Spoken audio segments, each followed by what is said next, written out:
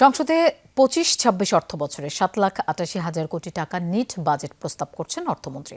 সম্পূরক বাজেট আলোচনায় বিরোধী দলের সংসদ সদস্যরা বলেন, সরকারের পরিচালন ব্যয়ে স্বচ্ছতা থাকলে অতিরিক্ত অর্থ বরাদ্দের প্রয়োজন হতো না। বাংলাদেশে সরকারকে ব্যয় করার যথেচ্ছ সুযোগ দেওয়া হয়েছে তা বন্ধ করার দাবি জানান বিরোধী দলীয় সদস্যরা। তারা বলেন, বাজার নিয়ন্ত্রণে সরকারের ভূমিকা নীরব।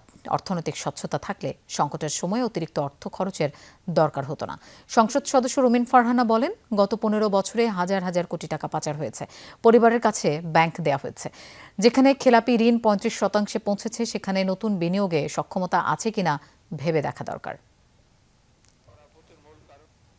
সরকারের অগ্রাধিকার অনুযায়ী ১০,০০০ টাকা কৃষি ঋণের আসল ও সুদ মওকুফ এবং এডিপি-ভুক্ত ২টি এবং এডিপি বহির্ভূত ৪টি প্রকল্পে প্রয়োজনীয় অর্থের সংস্থান করায় এই অতিরিক্ত বরাদ্দ প্রয়োজন হয়েছে।